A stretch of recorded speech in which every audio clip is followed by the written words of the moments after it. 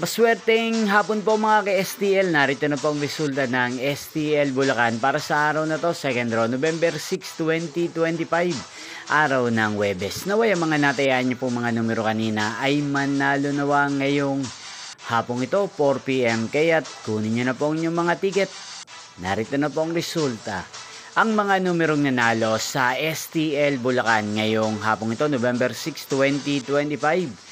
4 PM second row result 34 at 16 in exact order. Again, 34 at 16. At ngayong hapong ito sa STL Bulacan, natin pong i-shoutout si Ate Glyza ng Bulacan na nanonood po sa channel na to.